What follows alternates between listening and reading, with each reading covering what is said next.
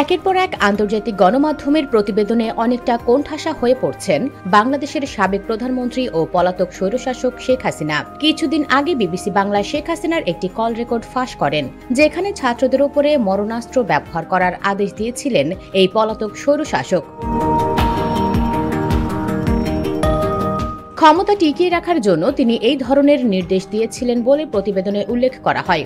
সম্প্রতি Al Jazeera একটি তথ্যচিত্র করে, যেখানে শেখ হাসিনা ও নিষিদ্ধ ঘোষিত ছাত্রলীগের সাধারণ সম্পাদক ওয়ালি আসিফ ইনানের কথোপকথন প্রকাশ করা হয়। এখানেও তিনি ছাত্রলীগকে মাঠে নামিয়েছিলেন ছাত্রদের আন্দোলন প্রতিহত করার জন্য।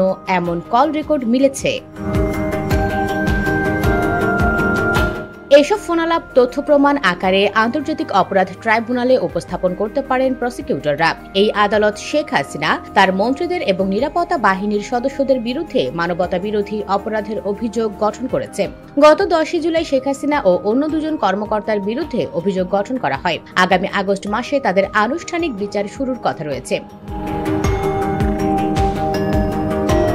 আন্তর্জাতিক অপরাধ ট্রাইব্যুনালের চিফ প্রসিকিউটর তাজুল ইসলাম বলেন, সাবেক এই প্রধানমন্ত্রী জানতেন তার ফোনালাপ রেকর্ড করা হচ্ছে। তাজুল ইসলাম বলেন, কিছু কিছু ক্ষেত্রে ফোনের অপর প্রান্ত থেকে বলা হতো, ফোনে এ বিষয়ে আমাদের কথা বলা উচিত হবে না। সাবেক প্রধানমন্ত্রীর জবাব ছিল, হ্যাঁ আমি জানি এটা রেকর্ড করা হচ্ছে, সমস্যা নেই।